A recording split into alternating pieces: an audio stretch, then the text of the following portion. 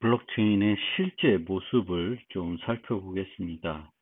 이것이 이제 비트코인에서 첫 번째로 만들어진 실제 블록입니다.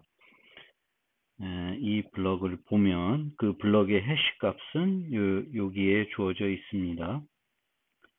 그리고 앞에 보시면 총 10개가 0으로 되어 있습니다. 그런데 이게 이제 하나가 4비트니까 총 40비트가 0인 것입니다. 그러니까 그 당시의 난이도는 이 정도가 되었다.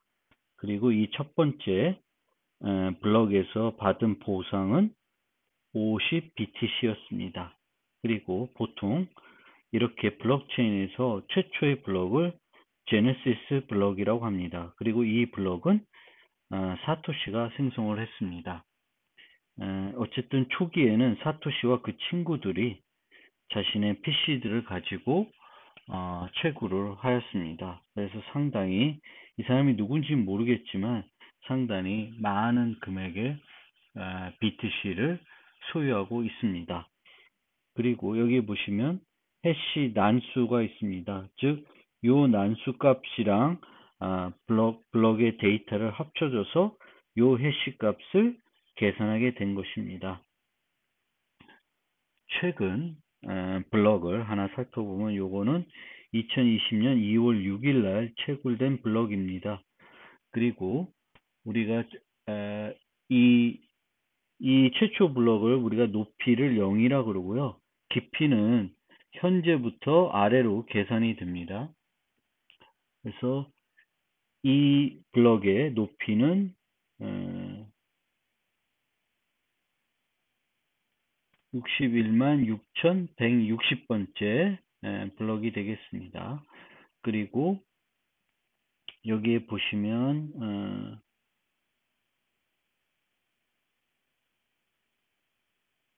블럭 보상이 12.5BTC였고요. 여기서 얻어진 수수료의 보상이 0.08BTC 정도가 됐습니다. 그리고 여기에 보시면 비트라고 되어 있어서 여기에 난이도를 설정하는 값이 되겠습니다. 그래서 이 값은 어떻게 설정이 되냐면 이 목표값 비트라고 하는데 이 값이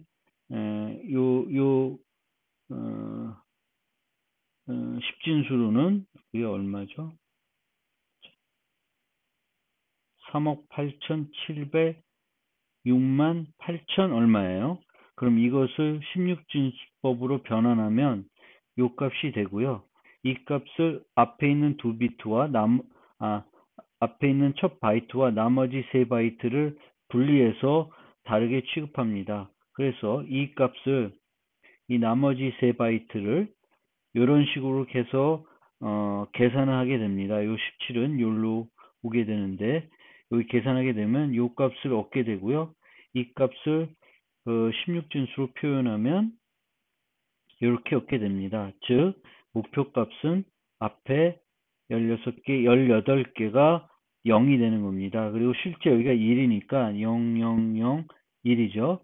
그러면 총 16개, 18개, 4, 72, 75개가 0이 돼야 됩니다. 75개가 0이 돼야 되는데 여기 보시면 19개가 0이 되고 있습니다. 19개면 훨씬 더 많이 0이 된 거니까 이 목표 값보다는 아래가 되는 해시 값을 찾은 거가 되겠고요. 그때 여기에 보시면 사용된 난수 값은 여기 안 보여지고 있는데 어쨌든 그런 식으로 이 비트 값이 그 난이도를 조절하는 값이 됩니다. 그리고 이제 여기에 보면 머클 루트라고 되어 있죠. 이게 이제 트랜잭션들이 이 머클 트리로 묶여가지고 이 머클 트리의 루트 값이 이 해시를 계산할 때 포함되는 값이 되겠습니다. 그래서 이 값을 계산하는데 핵심이 되는 요소는 이 트랜잭션들의 내용들을 머클 트리로 표현했을 때 이 루트 값, 그리고 이 앞에 보시면 이런 해시 난수 값, 이 난수 값들을 바꿔가면서 이 목표 값보다 작은 이 값이 나오게 되겠고요. 그 다음에 여기에 또 들어가야 되는 게 이전 해시 값이 되겠죠. 이 블럭 높이 제로의 경우에는 이전 해시 값이 없어서 이렇게 된 것이고, 이 경우에는 이제 요 바로 전 블럭의 해시 값이 같이 포함이 됩니다. 그래서 이렇게 이런 식으로 요 세 개 값이 핵심 값이 되겠습니다.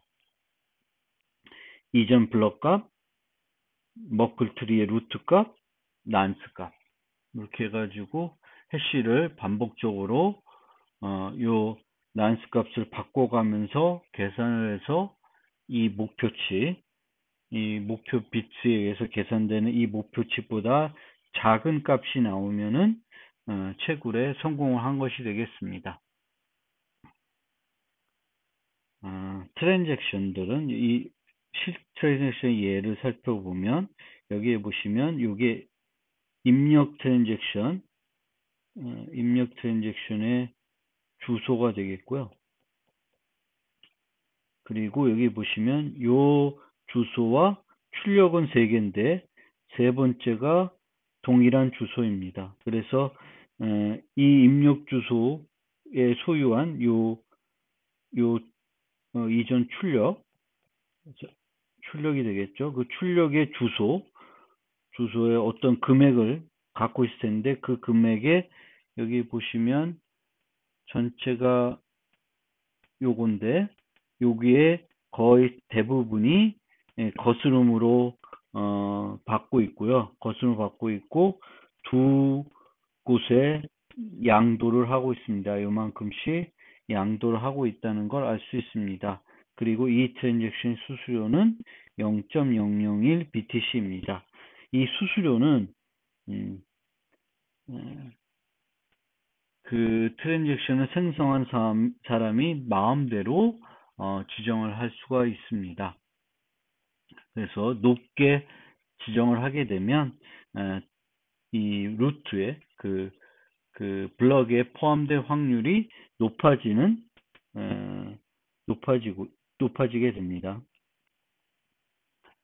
그래서 적정 수수료가 책정되어 있고요. 이 수수료를 어쨌든 정하는 것은 트랜잭션을 생성하는 사람의 마음이 되겠습니다. 그러면 채굴자들은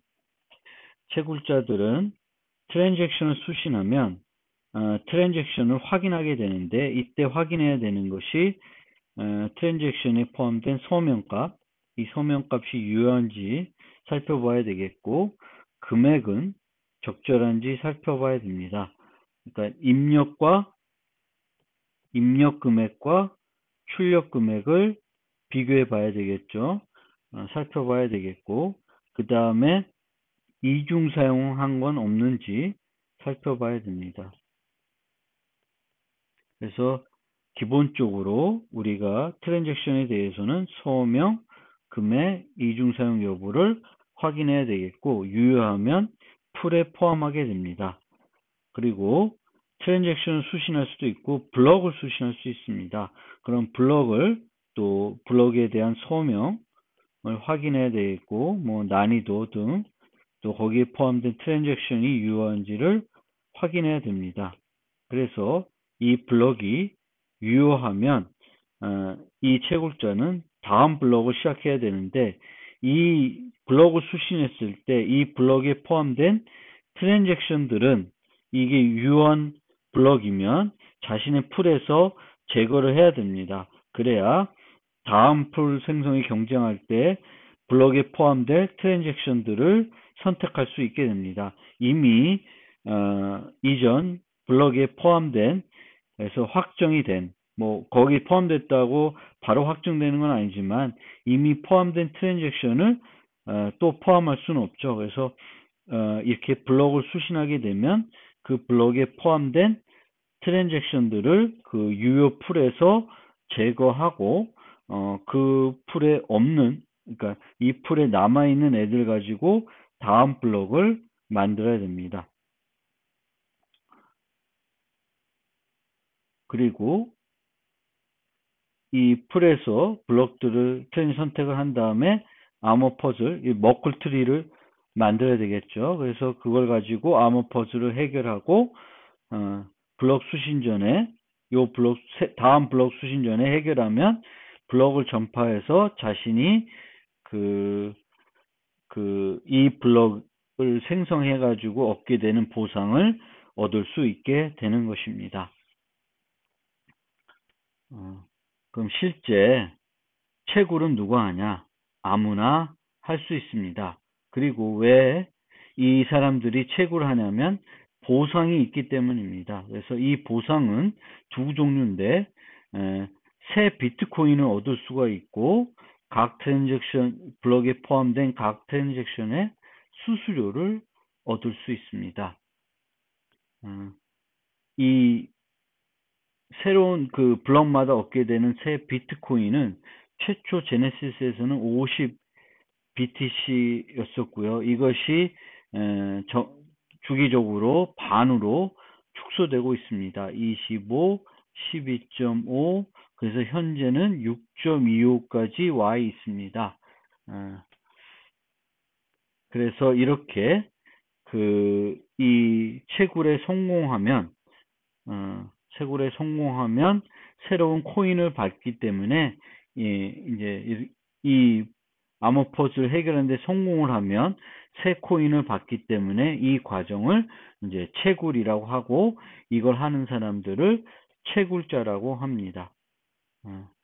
그리고 누구도 전 세계 채굴자 능력의 총합의 50%를 독차지할 수 없어야 됩니다. 만약 50%를 독차지하는 어떤 기관이 있거나 사람이 있게 되면은 이 생태계는 건전하지 않게 됩니다.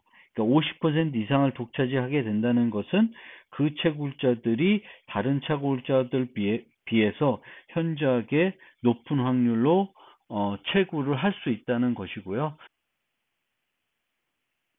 이처럼 어떤 채굴자들이 전 세계 채굴자 능력의 총합의 50% 이상을 차지하게 되면 이 사람들은 다른 채굴자보다 그 채굴에 성공할 확률이 월등히 높아진다는 것을 의미하고 그렇게 되면 이 채굴자들은 블록체인에 포함되는 내용들을 마음대로 조작할 수 있는 능력까지 갖게 됩니다. 그래서 그와 같은 상태가 되면 이 생태계가 건전하지 않기 때문에 이 블록체인에 대한 신뢰가 떨어질 것이고요. 비트코인에 대한 신뢰가 떨어지게 될 것이고 그러면 비트코인의 가치가 떨어지게 되는 문제가 생기게 됩니다. 이 채굴에 소요되는 비용은 크게 하드웨어 구축 비용, 이건 초기 비용이 되겠죠. 물론 계속적인 투자가 이루어질 수 있습니다. 그래서 내가 채굴할 수 있는 하드웨어가 생기게 되면 실제 그 하드웨어를 운영해서 채굴을 하게 되는데 그때 소요되는 비용이 전기세, 시설 운영비, 인건비 등입니다. 여기서 이 하드웨어 그 장비를 운영하기 때문에 들어가는 전기세가 많이 들어가는데 이 전기세 중에서는 그 하드웨어를 냉각하는 비용에 또 많은 그 비용이 소요된다고 합니다. 이 때문에 이 채굴을 전기세가 좀 더 저렴한 나라에서 하려고 하는 움직임들이 많이 있고요. 또 추운 지방에서 자동 냉각 비용이 좀 더 줄이기 위해서 추운 지방, 아이슬란드, 알래스카 등 이런 데서 채굴하는 경우도 많다고 합니다. 사토시가 처음부터 이런 생태계를 생각하고 이런 생태계가 만들어질 거라고 생각하고 만들었는지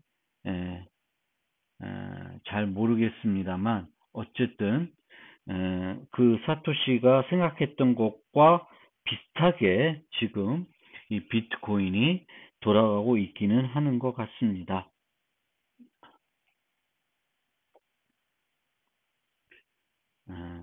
채굴 보상은 아까도 설명드렸듯이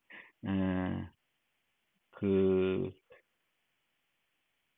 블럭을 채굴에 성공하게 되면 그 블럭에 코인 베이스 트랜잭션이라고 해서 그 채굴자에게 일정 보상 금액을 그 새 코인을 발행해서 지급하는 형태의 트랜잭션을 포함하게 됩니다. 그래서 현재는 6.25 BTC인데요. 이 6.25 BTC로 감소한 시점은 얼마 되지 않았습니다.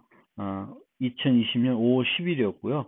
요 바로 전까지는 12.5 BTC였고 5월 11일 기준으로 우리가 시세를 봤을 때 1BTC가 약 1000만 원이라고 이면 12.5 BTC를 보상받게 되면 10분에 누군가는 약 1억 2,500만 원 정도의 최고 수입을 얻게 되는 것입니다. 그리고 총 발행된 비트코인 수는 요괴로 사토시가 애초부터 제한을 해놓고 있습니다. 이것은 비트코인이 계속 끊임없이 발급되면 비트코인의 가치가 점점 하락하게 된다. 일정 수준으로 유지하기 위해서는 이 발행되는 그 총 개수도 제한해야 된다는 생각을 가지고 있었고, 그렇기 때문에 현재 요 개수로 제한된다고 룰로 정해져 있습니다. 그래서 2140년이 되면 비트코인의 발행은 중단될 것으로 예측되고 있고요. 이 중 현재 이미 87.5% 거의 대부분이 발행되어 있습니다. 그리고 2032년이 되면 99%가 발행될 예정입니다. 따라서 이 정도 시점만 되면, 아니면 이게 절반씩 계속 줄어들어서 1BTC 이하가 되면, 2032년 되면 1BTC 이하가 된다고 하는데, 그러면은 대부분의 보상은 이 신규 코인 발급보다는 수수료에 의해서 좌우가 될 것이고요. 이 수수료가 지금처럼 그 많은 채굴자들의 그 채굴 동인이 될지는 미지수입니다.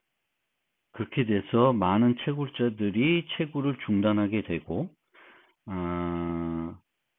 그 블록체인 채굴 생태계가 더 이상 건전해지지 않으면 비트코인의 가치가 떨어질 것이고요. 여러 가지 51% 공격 등 여러 가지 문제점들이 발생할 수도 있습니다. 그런데 미래가 어떻게 될지는 지금 현재로서는 예측하기 힘든 면이 있습니다. 그리고 채굴 보상은 크게 아까 말씀드린 것처럼 신규로 발행되는 코인과 수수료 두 종류인데, 수수료도 시세가 정해져 있습니다. 지금은 이제 이 수수료가 그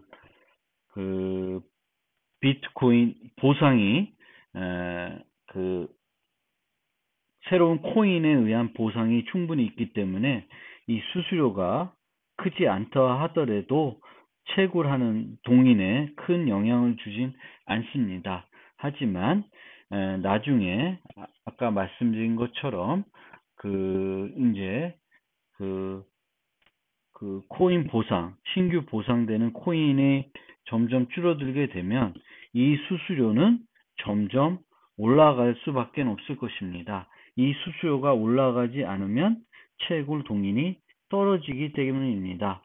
현재 시세는 1바이트에 108 사토시 정도이고요.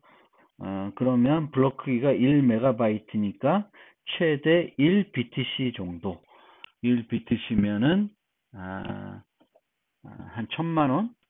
한 블록에 한 1000만원의 수수료를 받는다는데, 실제는 그렇게 되진 않고요.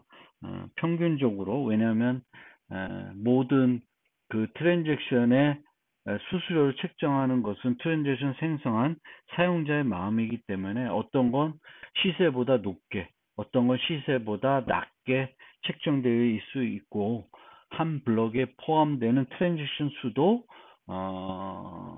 천차만별이기 때문에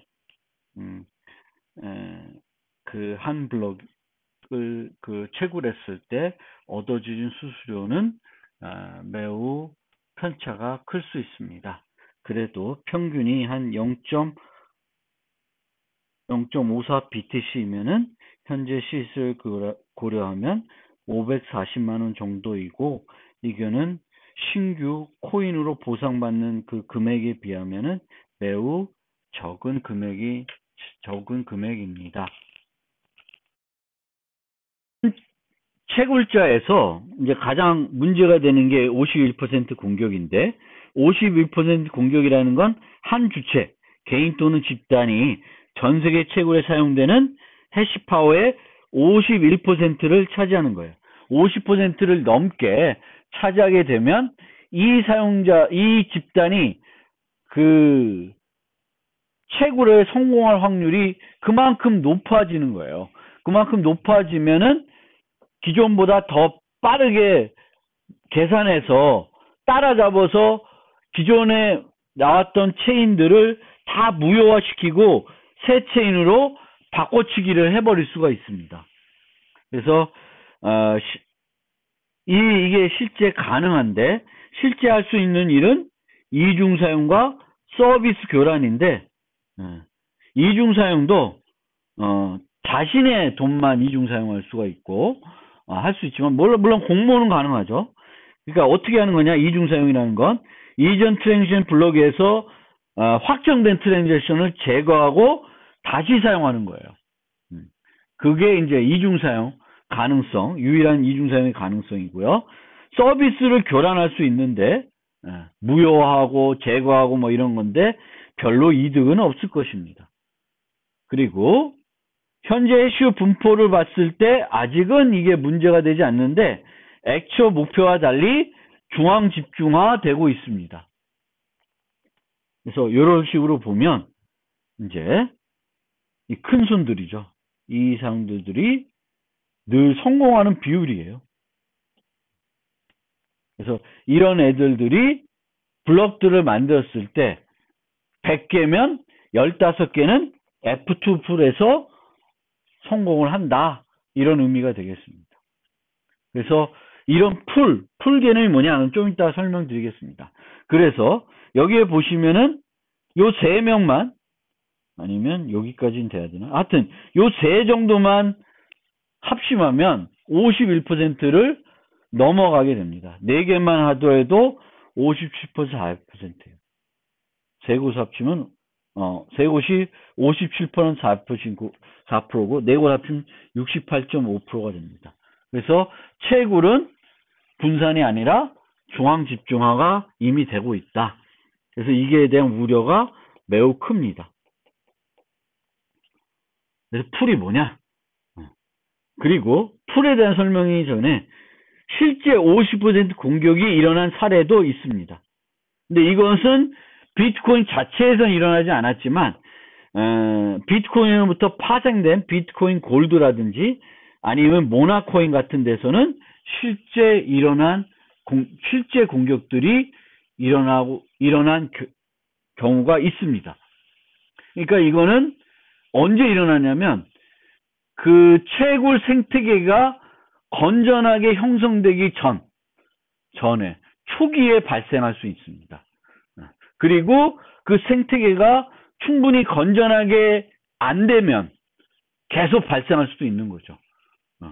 그래서 이 모나코인 같은 경우에는 채굴자가 암호파들을 해결했지만 공개하지 않고 계속 갖고 있다가 어느 일시에 빵 공개를 합니다. 그러면 얘가 이렇게 해서 가고 있어요. 이 공격자가. 근데 다른 사람들은 이게 이런 것도 있는지 모르고 계속 이쪽으로 공격하고 있는 거예요. 그러다가 어느 시점에 얘가 빵! 얘를 공개를 해버려요. 전체를.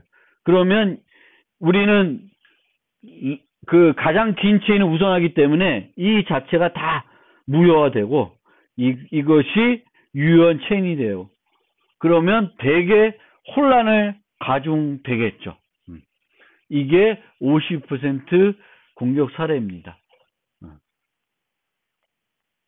그래서 실제도 일어날 수 있다. 이 50% 관계가 어떤 경우에 생태계가 건전하지 않으면. 근데 비트코인은 건전하다. 근데 위험하다. 이런 정도로 이해해 주시면 되겠고요. 이 작업증명 Proof of Work가 어떻게 됐냐? 처음에는 애초 사토시는 PC를 갖고 했어요. 소프트웨어로. 그런데 이게 돈이 된다고 생각하니까 좀 더 빠르게 할 수 있는 방법이 없을까? 내가 먼저 하는 방법이 없을까 해서 나온 게 GPU입니다. GPU고 그 다음에 GPU를 넘어서서 FPGA ASIC이라고 하는 방법들로 넘어가고 있습니다. 그러니까 전용으로 하드웨어로 만든 거예요. 작업 증명만 빠르게 할 수 있도록 이 GPU는 범용 CPU죠. 그렇죠? 뭐 해시 함수로만 빠르게 만들어져 있는 건 아니에요. 일반적인 건데 이제 GPU들이 워낙 성능들이 있고 이것들에다가 이제 이 해시 함수를 계산하게끔 만들게 되면 좀 더 빠르게 만들 수 있는 거죠. 그래서 GPU를 이용했는데 이 GPU보다는 FPGA ASIC, 저도 하드웨어 쪽은 잘 모르지만 이제 이런 걸로 넘어간 거예요. 근데 이렇게 넘어갈 줄은 생각을 잘 최초에 사토시는 못했던 것 같긴 해요. 그러면 이제 이런 식으로 마이닝 팜이라고 해가지고 한 사람이 또는 업체가 대규모로 하드웨어로 만든 거예요. 채굴만 하기 위해서. 어마어마하죠. 이게 GPU들일 거예요. 근데 이제는 GPU들을 쓰지 않고 이런 거를 쓰는 거예요. 아식. 그런데 이렇게 이제 마이닝 팜에서 클라우드 마이닝이라는 걸로 바뀌었습니다. 마이닝 풀로. 이건 뭐냐면 이런 사람들이 같이 하자라는 거예요. 그러니까 얘하고 얘가 다른 사용자면 우리 풀로 같이 하자. 너는 1부터 시작해. 나는 뭐 어디서부터 시작할게. 그래서 성공하면 1억 2천이면 뭐 12BTC면 반반 갖자. 이렇게 하는 거예요. 그래서 풀에 가입해서 내가 가입을 해주게 되면 그 풀에 성공하면 내가 투자한 해시파워만큼 나한테 할당해 주는 거예요. 조금이라도 해주면 돼요. 그래서 풀 형태로 바뀌어 있습니다. 그래서 팜 형태에서 풀로 바뀌어가고 있다. 그런데 이 작업 증명의 문제는 뭐냐면 이거를 돌리니까 어마어마한 전기세가 소모되는 거예요. 그리고 이 전기세는 생태계 파괴와 연계가 됩니다. 왜? 전기를 만들어내려면 전기를 만들어야 되잖아요. 뭐 석탄 발전한다든지 뭐 원자력 발전을 한다든지 뭔가 발전을 해야지 전기가 만들어지는 거죠. 그래서 어마어마하게 되는 거예요. 그래서 지금 이 마이닝을 하기 위해서 소요되는 전기 양이 한 나라가 하루에 쓰는 소비량보다 더 많다고 그럽니다. 하여튼 어마어마한 양의 전기를 소비하게 돼요. 그럼 어디서 할까? 전기가 싼데. 그런데 이 전기는 얘를 돌리는 데만 소요되는 게 아니라 얘가 이렇게 돌아가면 어마어마한 또 열을 내요. 그럼 뭘 해줘야 돼요? 쿨링을 해줘야 돼요. 그러면 어디서 가? 알래스카, 뭐 아이슬란드처럼 무지 또 추운 지역 가서 하는 거예요. 그러면 자동적으로 그러니까 전기세가 싸야 되겠고 쿨링 비용이 싸야 돼요. 그런 데가 유리한 거예요. 그렇게 해서 이제 작업 증명을 하고 있고요. 이제는 이런 디바이스들을 팔고 있습니다. 그러니까 GPU를 이용하는 것들을 팔았고, 이제는 이제 마이닝 하드웨어들을 이렇게 팔아요. 그럼 나도 하나 사서 돌리는 거예요. 그리고 혼자 돌려서는 성공할 가망이 없으니까 풀에 가입하는 거예요. 그래서 풀에 그쪽에서 가입시켜 주면 이제 거기서 성공하면 내가 내 해시파워의 비율만큼을 이만큼을 또 내가 받게 되는 거죠. 그래서 마이닝 디바이스들이 나오고 있습니다.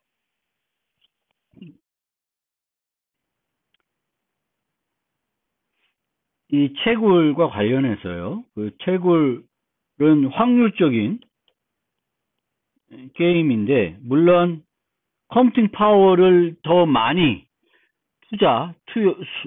사용하는 쪽이 더 유리한 건 맞지만 여전히 확률적인 게임이기 때문에 비슷하게 동시에 유효한 블럭을 만들 수도 있습니다.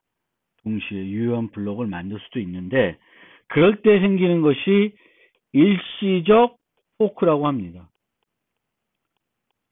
의도적으로 만든 게 아니라 일시적으로 발생된 거예요. 그리고 이 일시적인 포크는 가장 긴 체인 우선 원칙에 의해서 하나의 체인으로 수렴됩니다. 일시적인 포크가 금방 해소됩니다. 그런데 포크가 일어났는데 해소되지 않고 이 룰이 있음에도 불구하고 포크된 상태로 계속 갈 수도 있습니다. 그렇게 포크가 됐는데 계속 가는 상황을 하드 포크 또는 소프트 포크라고 합니다. 이 두 개를 어떻게 구분하냐? 그리고 이 두 개가 왜 필요하냐? 왜 나타나냐? 라는 거예요. 일시적인 포크는 가장 긴 체인 우선에 의해서 해소가 되는데, 이런 건 왜 나타나냐? 왜 해소가 안 되고 계속 진행되냐? 라는 거예요. P2P 시스템이기 때문에 모든 노드가 동일 소프트웨어를 사용하도록 강제하기가 쉽지 않습니다. 그러니까 노드마다 사용하는 소프트웨어 버전이 다를 수 있다는 거예요. 그런데 이 소프트웨어 버전은 우리가 생각할 때 이 소프트웨어가 업데이트 되는 거는 소프트웨어 결함, 약간의 문제가 있어서 그거를 해소하기 위해서도 우리가 업데이트 되지만, 더 중요한 게 있어요.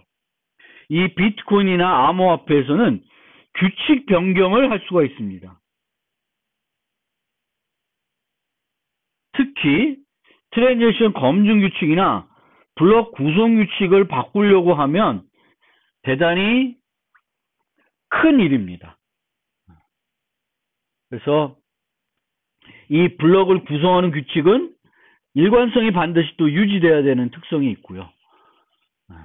그래서 이 규칙 변경과 관련해서 두 종류로 우리가 구분해 볼 수 있는데, 과거에 통하지 않던 규칙을 이제 유효화하는 경우가 있습니다.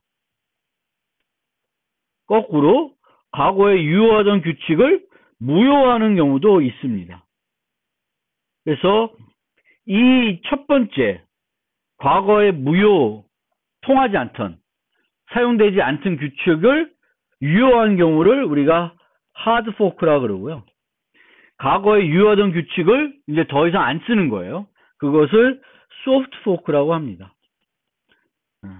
하드 포크가 더 해소하기 어렵기 때문에 하드 소프트라고 구분하는 것 같습니다. 그래서 이 포크는 둘 다 포크 되었지만 긴 체인 우선에 의해 한쪽 체인이 모두 무효하지 않고 각 체인이 계속 유지되는 경우를 말하는 거고요. 이렇게 우연히 두 개의 블럭이 동시에 채굴된 경우는 temporary fork, 일시적인 포크라고 그럽니다. 이 규칙 변경에 영향을 주는 집단은 채굴자뿐만 아니라 완전 노드도 영향을 줘야 됩니다. 왜냐하면은 이 완전 노드가 검증하는 주체이기도 해요. 그래서 채굴자뿐만 아니라 완전 노드도 이 규칙 변경에 영향을 줄 수 있습니다. 그러니까 이 규칙 변경을 누가 주도하냐에 따라서 조금 그 상황이 달라지는데, 채굴자들이 주도하는 경우도 있고 채굴자들이 아닌 일반자들이, 완전 노드를 운영하는 사람들이 주도해서 바뀔 수도 있습니다. 즉, 뒤에 가서 한 번 더 말씀드리겠지만 우리가 블록체인은 불가역성을 갖고 있다고 합니다. 근데 사람 일이라는 게, 불가역성이라는 게 언제든지 깨질 수 있어요. 사람이 마음을 먹으면 되돌릴 수 있다는 거예요. 그거를 우리가 이 포크를 통해서 잘 사례들 보면서 충분히 여러분들이 좀 이해했으면 하는 부분입니다. 자, 하드포크, 규칙 변경이 과거와 호환되지 않는 거예요. 그러니까 새 규칙이 들어온 거예요. 그래서 집단 A는 이전 규칙을 사용하고 집단 B는 새 규칙을 사용하여 블럭 크기를 증가했다. 비트코인이 1메가인데 이거를 2메가로 올리자 라고 했어요. 근데 일부 집단은 동의를 안 하는 거예요. 그러면 계속 1메가만 사용하는 데가 있고 여기는 2메가를 사용하는 거예요. 그래서 이 파란색 부분은 1메가가 초과되는 그런 트랜잭션입니다. 그러면 A는 이 파란색들은 인정을 할 수 없습니다. B는 얘네들을 인정할 수 있습니다. 그래서 이렇게 돌아가는 것보단 이렇게 가는 게 더 쉬운 쪽이긴 한데 둘 다 인정하지 못하니까 계속 가는 거예요. 이쪽으로도 계속 가고 이쪽으로도 계속 가는 거예요. 이게 하드 포크. 소프트 포크는 규칙 변경이 과거와 호환되는 거예요. 기존 규칙의 삭제 포함. 예를 들면 블럭 크기를 1메가에서 500메가로 줄였다.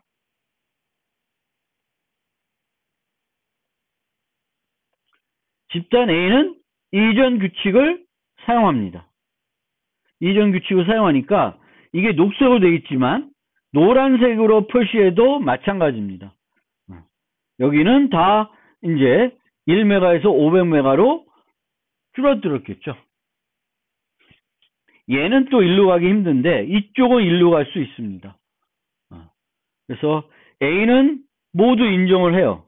얘는 1메가니까 얘도 인정하고 얘도 다 인정하는 거예요. B는 녹색을 인정하지 못합니다.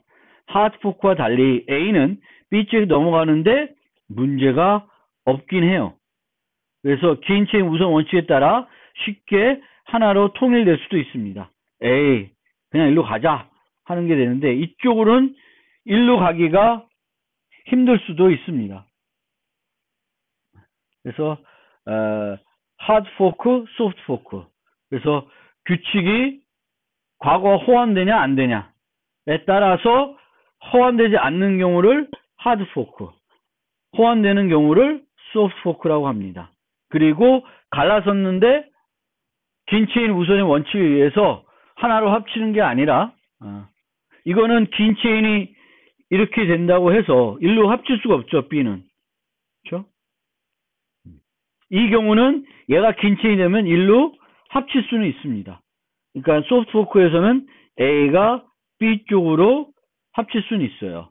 B는 A 쪽으로는 합칠 수는 없고 A는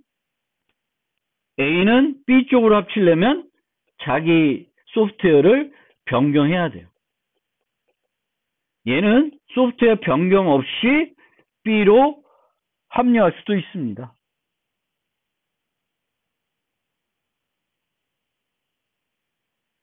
(500메가) 자체가 유효한 거니까 그렇게 됩니다. 그래서 하드포크에는 계획된 하드포크가 또 있고 논쟁 하드포크도 있습니다. 누가 주도하냐에 따라서도 구분될 수도 있습니다. 그래서 아까 말씀드렸듯이 포크가 주는 또 다른 의미는 기술과 상관없이 언제든지 불가역성이 보장되지 않을 수 있다는 것을 의미하니까 그거를 잘 생각해 보시면 되겠습니다. 그래서 다음 노트에서 살펴볼 이더리움이라는 게 있었는데 이 이더리움은 가다가 이거 없애. 여기서부터 다시 가자. 이렇게 한 사례가 있습니다. 이것도 이제 하드포크 개념으로 받아들여지고 있습니다. 자, 그러면 이제 마무리해 봅시다. 비트코인 블록체인의 특성. 10분마다 계속 블록은 생성됩니다. 중단되면 안 됩니다. 첨삭만 가능합니다. 특정 블록 수강하기 위해서는 암호포즈를 계산하여도 암호포즈를 계산하여도 요 블록에 대한 유효한 새 암호포즈를 계산하더라도 해당 블록 이후 모든 암호포즈를 새롭게 계산해야 하며 계속 생성되고 있는 기존 체인보다 더 긴 체인을 만들어야지만 유효한 것으로 받아들일 수 있습니다. 단점도 될 수 있습니다. 이게 기록을 영구히 삭제할 수 없다. 이거는 잊혀질 권리 뭐 이런 개념이 있죠. 잊혀질 권리.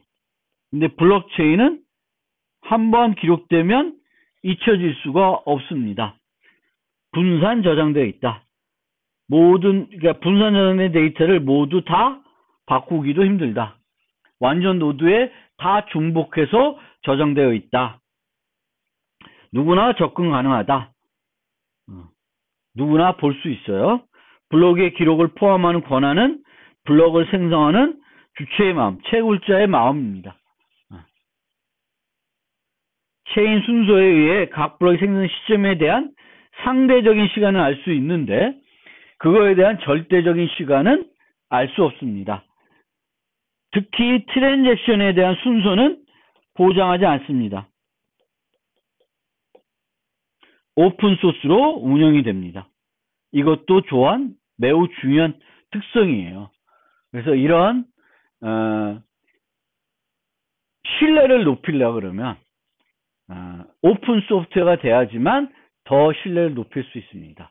오픈 소프트웨어가 돼야지만 사람들이 전문가들이 보고 이 코드에 허점이 없고 또 이 코드에서 엉뚱한 것을 안 한다는 것을 확신할 수 있습니다. 그래서 이런 특징을 갖고 있고요. 비트코인의 안전성. 비트코드의 소프트웨어는 안전하다라는 가정하에 비트코인의 발행, 채굴을 통해서만 새 코인을 만들 수 있습니다. 채굴 방식 때문에 특정 참여자나 기관이 손쉽게 많은 양의 비트코인을 만들 수 없습니다. 하지만 이제 채굴은 많이 중앙 집중화되고 있습니다. 기존 거래 내역을 수정할 수 없습니다. 해당 거래 내역을 수정하고 그 내역이 포함되어 있는 블록을 새롭게 채굴해야 돼요. 이걸 수정하려면 그 거래의 소유자의 입력 소유자의 서명키가 필요해요. 또 블록을 수정한다고 해서 그 블록이 유효한 게 아니라 해당 블록뿐만 아니라 그 이후 모든 블록을 다시 다시 만들어야 된다. 블록은 10분마다 계속 채굴되며 긴 체인 우선이 때문에 이런 거를 종합해 보면 거래 내역은 수정이 가능하지 않다. 물론 매우 강력한 채굴자가 등장하면 문제가 발생할 수 있으나 현재 생태를 고려했을 때 현실성이 없다. 코인 가로채기. 다른 사람의 코인을 가로채 쓰려고 그러면 개인키가 필요하다. 그 사용자의 개인키가 필요하다. 그래서 큰 문제가 없는 시스템이다. 다만 비트코인의 가장 큰 문제점은 뭐냐면 블록 크기의 제한과 블록 생성 속도, 채굴 방법에 의한 문제점 두 가지입니다. 이 두 가지가 가장 큰 문제점이 되고 있습니다. 그래서 블록 크기를 제한했어요. 1메가로. 왜 1메가로 제한했냐? 이 블록들이 전 세계 모든 비트코인 노드한테 전파돼야 돼요. 그것이 효과적으로 전파되려면 어느 정도 크기가 돼야 된다고 생각하고 그렇게 출발을 했습니다. 또 이제 10분에 한 번 정도 블럭을 만들도록 이제 했습니다. 이것도 이제 일시적인 포크의 수를 줄이기 위한 방편입니다. 그래서 다 이유가 있는 거고요. 그런데 이런 것들을 결국 문제가 있다고 생각해서 이런 것들을 이제 바꾸기 위해서 2017년 8월에 비트코인과 비트코인 캐시로 나눠지고 있다는 갈라졌습니다. 얘는 용량을 늘린 걸로 알고 있습니다. 블럭 크기를. 그리고 비트코인 골드로도 또 갈라졌어요. 이거는 ASIC 사용한 채굴을 못하기 위해서 PW 방식을 변경했습니다. 비트코인 골드는. ASIC을 사용 못하게 하려고 그러면 보통 사용하는 게 메모리가 많이 필요하도록 요구하는 거예요. 메모리가 많이 필요하도록.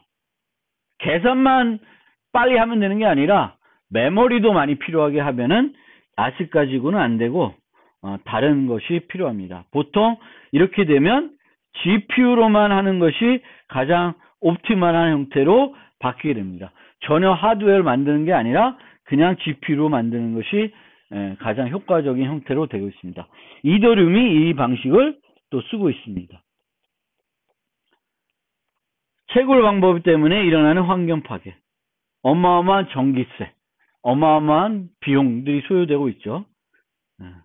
그래서 이 자체가 우리가 계속 뭐 1억, 2억씩 생기는데 그게 그냥 무에서 유로 생기는 것이 아니라 늘 소비되고 있는 거예요. 전기세로. 그리고 그 전기세는 또 환경을 파괴하는 주범이 되고 있습니다. 그리고 이제 이 채굴에 또 여전히 너무 중앙 집중화가 되고 있다. 그래서 채굴자와 일반 사람이 명백하게 구분되고 있고, 이 비트코인은 이게 더 큰 문제일 수도 있겠네요. 일반 사용자도 없고 투자자만 있는 형태가 되겠습니다. 그러니까 비트코인을 가지고 스타벅스에서 커피를 사 먹는 그런 시대는 과연 올 것인가? 물론 그런 것들도 등장을 했었어요. 비트코인을 이용해서 커피숍이나 이런 상점 가서 내가 물건을 살 수 있게끔 그런 것들을 도입된 경우들도 있는데, 우리나라 같은 경우에는 그게 실현이 안 되고 있고, 제가 볼 때는 잘 안 될 수도 있을 것 같습니다.